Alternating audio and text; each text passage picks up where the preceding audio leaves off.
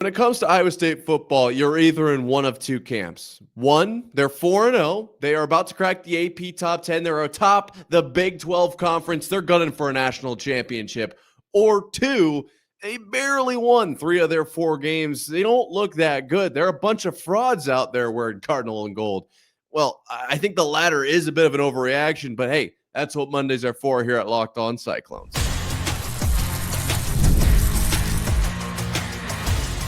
You are Locked On Cyclones, your daily podcast on the Iowa State Cyclones, part of the Locked On Podcast Network, your team every day.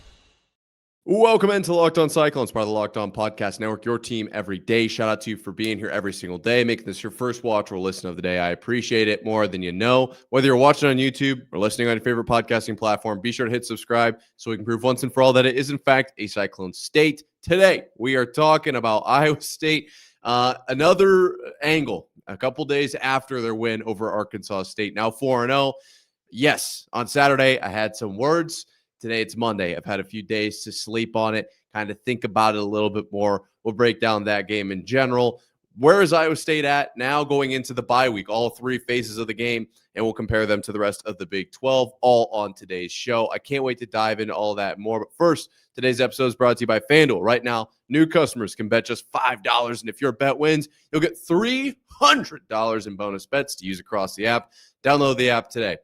So, Iowa State defeats Arkansas State 24-16 on Saturday. And then I jumped right on here as fast as my PC would boot up and really just spoke a lot. And it was from the heart. I mean, it was exactly how I was feeling. It was an emotional game.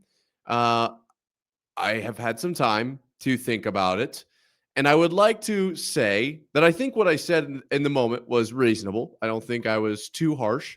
But at the same time, I saw a few tweets talking about how Iowa State on some level looked like a team that traveled over to Ireland, played a conference opponent, played a rival, came back, played a little bit of what could be considered a trap game against a very good FCS team, or at least a year ago, a team that was very good. Then you've got another rivalry game, a very emotionally charged game. Now 2 and 3 weeks, almost back to back. And then you go down to Arkansas State. You're playing in a stadium of, I don't even know what's their capacity. It was 112 degrees on the turf. Yeah, that's what they looked like. Okay, I saw that tweet and I did think a little, you know what? That's fair. I won't get on them too hard. I got on the defense a lot on Saturday as far as they looked like they didn't want to be out there. And you know what? I'm not going to say I don't think that's true. I really think that my assessment on that side of things, I stand by that. I feel pretty good about that. Probably not a nice thing to say, but I don't think I'm wrong in that. That being said, that doesn't mean they're not justified. I saw a few comments of you guys talking about, I know how hard they work. Yeah, they have worked their tails off. They are now at the end of this 4-game stretch. They just don't have a whole lot left in the tank. It's just like me on the end of a Sunday. If I forgot to go get gas on the weekend, I'm not able to stop for gas before work on Monday morning. I just got to get there. I'm barely getting out the door on time as it is. Driving there, my car's sputtering along. It's like, yo, we need a little bit of gas in this tank. I'm like, hey, we make it to lunch break. We'll get you filled up. Right now, we just got to get through this one. That's a little bit how it felt upon reflection for this Iowa State team. Look, you just got to get through this game. This isn't the craziest opponent. We're not going to send out guys that maybe are a little bit banged up. Conrarty's a question mark now. We'll get that answered, I'm sure, this week. Gabe Burkle sounds like he's not in a huge situation, but then again, that's coming from Campbell. But hey, if we're going to play Arkansas State, we're not going to take out a guy for the rest of the season when we could just kind of let him rest up a little bit here. We can even take this L, and it's not the end of the world type of mindset. And I don't hate that. I don't hate that. Let's just get through this one. Then we've got the bye. We can really attack the rest of this season, which, of course, we will talk about kind of where is Iowa State this, so far into the season and the rest of the way more on today's show. But my initial reactions to that game aside, kind of putting them over in the past a little bit, I think that Iowa State played okay against Arkansas State. In no way, shape, or form good. Like they got it done. It was weird, and I will say this because I tried to stay true to the game. Got a little bailed out there. A little bailed out when Arkansas State went down, had the opportunity to go ahead with that touchdown. Not early on when it was, I think it was 10-9 early on. No, it was the field goal that they ended up kicking later on in that one. That it should have been a touchdown. Got a little bailed out there. That was an interesting situation, but nonetheless, Iowa State did enough in this one.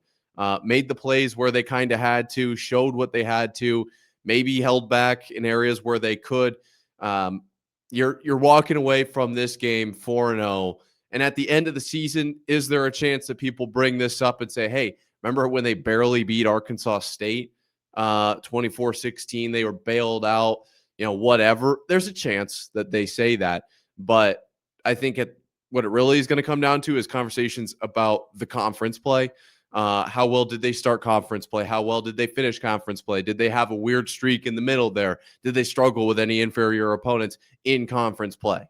I think this is going to be a game that's looked back on similar to the Notre Dame NIU game was last year. That was a long time ago. This team's come a long ways. You got the win. You added a number, or you increased your win total by 1. You didn't walk away with this with a blemish. Right. You learn, you got better. I think you probably put a lot of wear and tear on the team just because it was so stinking hot down there. But you walk away with a 4-0 record, not a 3-1 record. I think that's really all you can ask for as Iowa State in this situation. Now, would I have rather it been much closer to a South Dakota? I told you guys on Saturday, I thought that I was going to be walking away from this game basically with 15 minutes to go. We've got our third, fourth stringers in, probably boot up the computer, get ready. With a few minutes left, once we start basically running clock, I'll just jump right in and record. I thought it was going to go that way. I much rather would it have gone that way. But at the end of the day, we got it done. And really, you could look at this in a positive way and say that all of our starters got a little bit more practice under their belt. I'm just trying to approach this with a much more positive mindset, because I generally almost flip it. I'm more positive on Saturdays, and then I can come in a little more critical to start the week. This one, I really ripped into him on Saturday, and I think that there was some justification there, like I said. But let's look at the bright sides, because we got to do it at some point. And I thought that the offense was significantly better in this game against Arkansas State, and I don't know if I'd say that about the rest of the season. We'll talk about that here in the next segment, but I thought that was a positive in this one. Really, Trey Bell, I think net on the day was very positive. I think that's really exciting. A transfer from Lindenwood that we had talked about in this offseason here at Locked On Cyclones. Pretty cool. We covered him coming in. I was like, hey, look out for lanky Trey Bell. Kid's going to be a problem. And that interception late in the game was huge. I tweeted about it. I mean, this guy, both arms on the ball, comes down with it. Huge momentum shift, I felt like. Now, it didn't quite pan out exactly how we would have liked it to, but at the end of the day, I think it was instrumental in the win. Made a few other plays. Matt Campbell talked about him being phenomenal in special teams as well. I thought they did enough to get this win, and I think that's really all you can ask for. Playing with fire got way too close. Absolutely. I definitely think that is true. We should not be playing with our food like that. And I'm starting to love the let's wait on Hansen bit less and less every week. Me personally, I'm not a huge fan of this, especially against teams like this where it feels like maybe we should just get out in front. Maybe we don't play these games. Like this feels like we're playing with our food, and then all of a sudden you're like, yeah, here comes a knockout blow. Bow. Well, what happens if you get punched in the mouth prior to that knockout blow coming in? Now, I'm going to say, I don't know, because Hansen was in a few times, so I don't really know exactly what the game that they're playing here is in like the second, third quarter. But I don't know what if I love that yet. I think that's probably the biggest, I'll say, negative takeaway from this game is what are we doing at the running back position? However, I think all around offensively, they were net positive in this one, as I just said. I don't know if that's the same for the rest of the season, though. So We're going to talk about Iowa State's first 4 games, offense, defense, special teams, coming up here right in just 1 second, actually. Quick question for you, all you college football fans out there. If you could go back in time and sit front row at your school's biggest rivalry game, what hat would you be wearing? Yes, I did say hat. For me, it would be the game.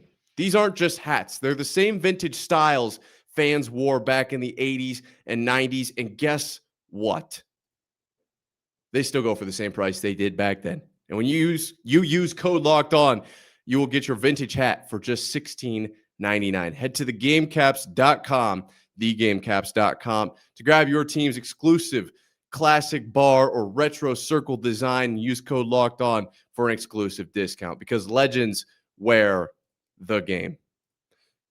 Today's episode is also brought to you by 5-Hour Energy. Caffeine just got a flavor upgrade. 5-Hour Energy shots deliver tasty caffeine in 17 bold flavors. Each 2-ounce shot packs the caffeine of a premium 12-ounce cup of coffee, plus B vitamins and nutrients with 0 sugar and 0 crashes. What I love most is how portable they are. Big taste, tiny shot. You can take it anywhere and get that boost when you need it.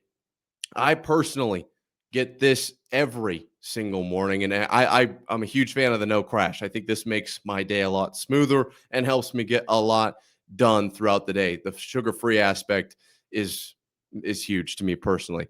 Enough with boring, flavorless caffeine. It's time to give your caffeine a flavor upgrade with the 5-Hour Energy shots. Get the favorites you love, or be bold and try something new in-store and online at www.5hourenergy.com or Amazon today. Iowa State has been good this season. 4-0, about to crack the top 10 in the AP poll. How much we're going to put in the AP poll is an entirely different conversation. Nonetheless, you're here with Locked On Cyclones, part of Locked On Podcast Network, your team every day. I wanted to talk a little bit about the 3 phases of the game, because there is no world in which the offense is the only phase that matters, or the defense is the only phase that matters, or we can completely forget about special teams. All 3 phases of the game matter and contribute to whether or not a team wins or loses games. It's just that simple. Iowa State's been good. Iowa State has been, I would say, pretty good even. To go 4-0, start the season, Kansas State and Iowa both wins under their belt. Now, the Arkansas State game, totally different. Let's talk about the offense first. I think over the general course of the season, the Iowa State offense has shown flashes, but it is not where it needs to be yet. We have seen Rocco put the ball in a bucket. We have seen Rocco extend plays with his legs. We have seen Rocco make great decisions with the ball.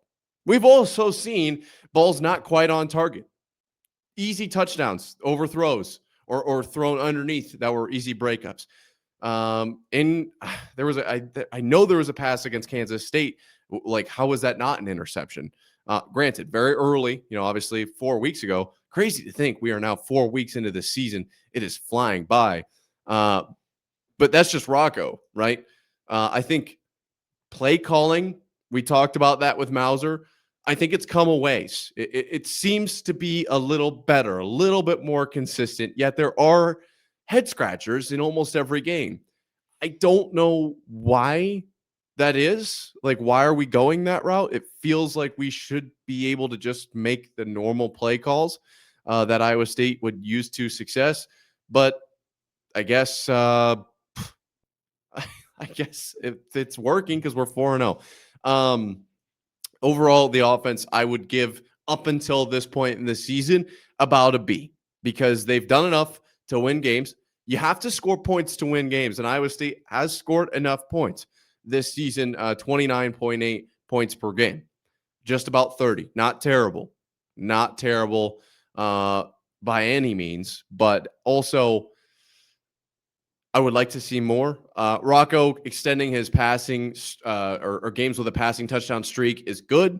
I would like to see more out of the run game, not because I don't think we're doing enough, but I do think that there's just more potential there. I think we need to see more out of the wide receivers, because we've shown that the tight ends, they can be a great option for Iowa State, but we've got so much potential at the wide receiver position, so much opportunity for deep shots to Eskelson and Overby, as we've seen. Sowell and Townsend just now coming onto the scene. I don't see a reason why those 4 wide receivers can't be elite for Iowa State. And right now, it feels like they are just kind of like a back burner second option to the tight ends. That's fine. That's okay. I don't necessarily have anything against that, but it just doesn't feel like I can't give them higher than a B based on that. Defensively, this team, I think, has been good. Very good, I would say. Obviously, the Arizona State game, I think, was the worst showing, and I'm okay with saying that. 16 points, like still not a lot of points, but Jalen Rayner goes 19 of 33 for 222, and they give up 160 on the ground, 83 of which came from Rayner. So maybe it was just a Rayner legacy game, essentially, and Iowa State was kind of the brunt end of that. You hold Kansas State to 21, South Dakota to 7, Iowa to 13, Arkansas State to 16. So I don't know how that averages out. I probably should have done that math beforehand, but I'm going to guess it's right around that 16 points per game average. If that's really what it's going to come down to over the course of the rest of the season, which I know it's not necessarily because they played one Big 12 team and they gave up 21 to them. But let's say they hold teams to 16 points the rest of the season. That would be a huge win and effectively mean that Iowa State only needs to score twice. Maybe you could say 3 times per game and they go undefeated. I understand those stats don't extrapolate well, and there's some crazy numbers out there that have been thrown around in that exact same fashion. And it's like, well, yeah, that's a major what if. I'm just saying, up until this point, Iowa State's defense has been very good as far as keeping the relative score down and stopping the run. I think that's where Iowa State has been the best on defense. I have concerns about the secondary. I don't love where we're at there yet. We have talent. We have playmakers in the secondary, but it feels like so far, I don't know if it's because we're not getting a lot of rush up front, because I don't know what's going on there. I need to take another look. It feels like maybe we're flying too far upfield too fast, or we're getting out of our lanes, and it's not ideal, even when we are putting pressure on the quarterback. So it's kind of like a fake pressure in some ways, which I don't know if that's the reason the secondary looks bad or if the secondary is just getting beat. If anyone has anybody around them that has all 22 footage, I will gladly watch every snap of it. I mean, probably to my detriment. I love all 22. But overall, I give the defense probably at least a B+, if not an A-. I think Iowa State won a lot of these games because of their defense, which is crazy, but I think they did. Now, obviously, played well enough on offense. I think the 4th down against Kansas State was huge, but also big 4th down stop against Kansas State, so you can make that argument. Arkansas State, huge plays before the half, huge plays when it really mattered in that one offensively, but still defensively, you bend and didn't give up more than 16. You bend all game, like a ridiculous amount of bending, and yet you still only give up 16 points. I think that's a win. I do. I'm not a huge fan. I'm not going to give them an A+, but over the course of the season, what we've seen so far, I give them enough. I think they've done enough. Excuse me. And they've played relatively well, which is really all you can ask for, especially in the Big 12, where I do think that this defense is going to make a big difference. Speaking of the Big 12, let's talk about the rest of the conference, because Iowa State isn't the only team, though they are the only team at the very tippy top. Conference play is opening up, and Iowa State's going to have to defend it. We'll talk about that here coming up in just 1 second. This episode is brought to you by Prize Picks, the daily fantasy app where making the right call can actually pay off. You and I make decisions every day, but on Prize Picks, being right means cashing in. With football back, Prize Picks is the simplest and fastest way to get in on the action. Just pick more or less on 2 to 6 player projections, and you can turn your takes into real prizes, all in less than 60 seconds. It's quick, easy, and honestly my favorite way to follow along with football. I love checking projections like Josh Allen more or less 270 passing yards, Saquon Barkley for more or less than 1 rushing touchdown. 100 rushing touchdowns would be a lot. Download the Prize Picks app today and use code LOCKEDONCollege to get $50 in lineups after you play your first $5 lineup. That's code LOCKEDONCollege for $50 in lineups after your first $5 play. Prize Picks. It's good to be right. Today's episode is also brought to you by FanDuel. The NFL season is here, and FanDuel is making sure you're ready for kickoff with a can't-miss offer. Right now, new customers can bet just $5, and if your bet wins, you'll get $300 in bonus bets to use across the app. I love FanDuel. It makes every single game more exciting, whether you're watching your team or just keeping an eye on your fantasy matchup. It can make every matchup thrilling. It's quick. It's easy. It's the best way to add some energy to your Sundays. I know you need it. So are you ready to play? Download the FanDuel app now by visiting FanDuel.com to get started. That's FanDuel.com to place your first $5 bet. The Big 12 is, in my opinion, the greatest conference in the nation, in the great land that is the United States of America. And Iowa State is atop the Big 12. Taking a look at the standings right now, Iowa State 4-0, 1-0 in the conference. Houston 3-0, 1-0 in the conference. Houston, Colorado went down this last weekend. Other undefeated teams in the Big 12 include Arizona. I will talk about them in a second. Texas Tech, Utah, BYU, TCU, and UCF. Arizona State, Baylor, Cincinnati, Kansas, West Virginia, Oklahoma State all have one loss. Repeat: Baylor, Arizona State, Cincinnati, Kansas, West Virginia, Oklahoma State, and Colorado and Kansas State wrap it up, with Kansas State being on the absolute bottom, sitting at 1-3, Colorado 1-2. Kansas State, Arizona went down this weekend. Remember, not a conference game. Remember that was scheduled years ago before conference realignment took over. That being said, the Arizona game now gets a lot more interesting for Iowa State. Coming back from the bye, they'll have Arizona at home and then Cincinnati and Colorado on the road before another bye. So something we never really talked about all offseason, and I'm just going to throw this in here really quickly. I loved the split of buys this season for Iowa State. 4 games bye, 3 games bye, 3 games bye, 2 games Big 12 championship. And now Iowa State is through their longest stretch of games. So that is good news as far as what we saw on the field. Like a team like BYU coming into their East Carolina game, which is next week, I believe, they will play 6 games in a row, and Iowa State is at the absolute end of that tail. That's, I think, worth noticing, because look at how Iowa State played at the end of their 4-game stretch. Obviously going overseas and 2 emotional games in there and yada, yada, yada. But definitely worth noting. Iowa State does not go more than 3 games in a row the rest of the season. I think that's a really good sign. I think that's a great spot to be in, considering how well they played against Iowa. Now, like I said, Arizona, Cincinnati, Colorado.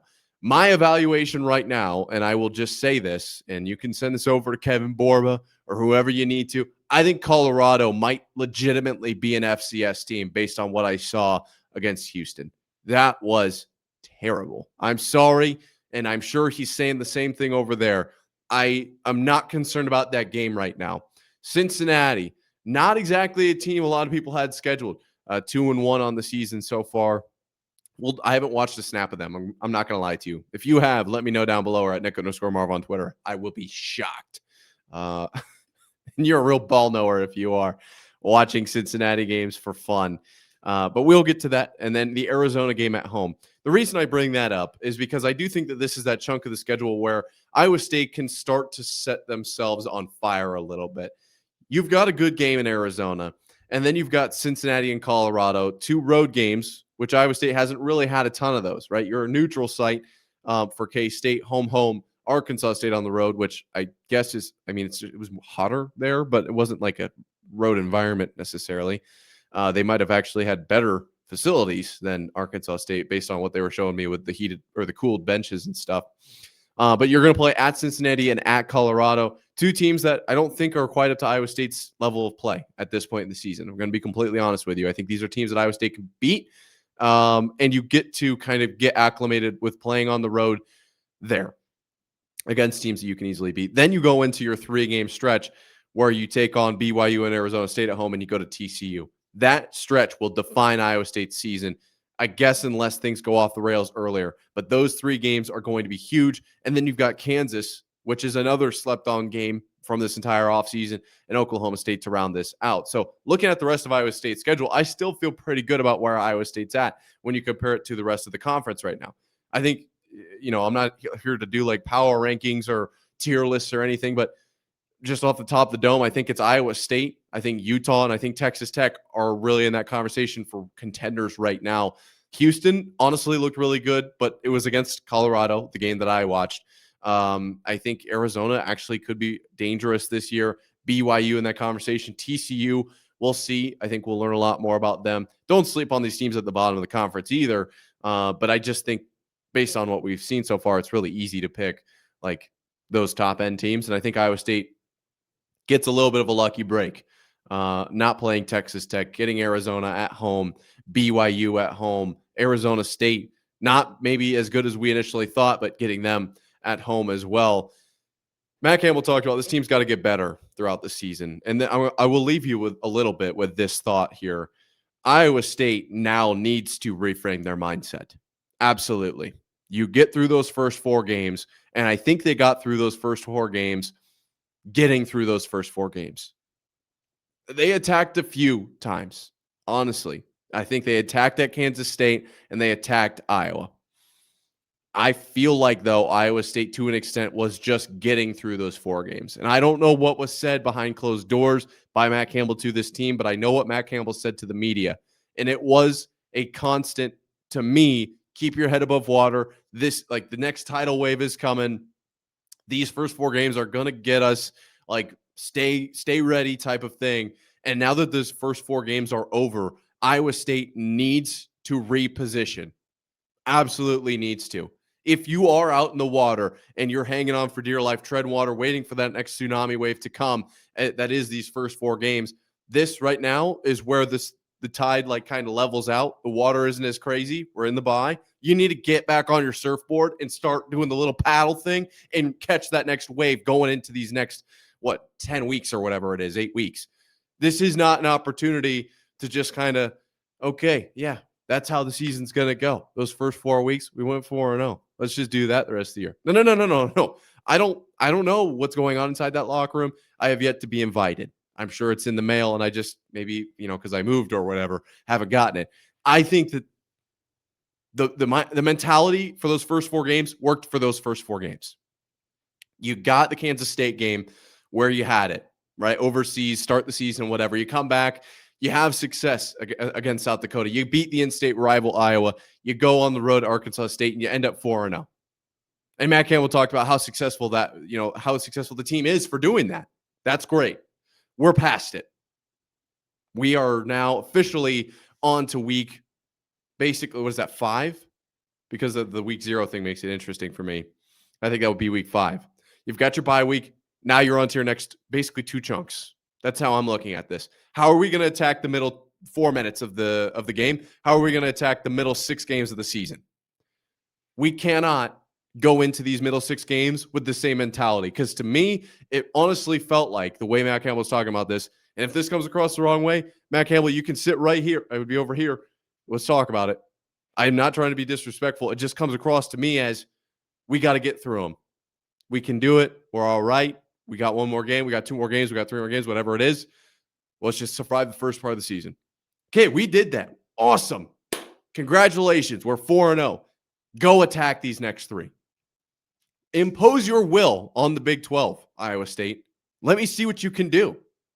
I want to see what's possible through the air. I want to see which wide receivers can get out there and make huge plays for Iowa State. How far can we push Carson, Hansen, and Abasama?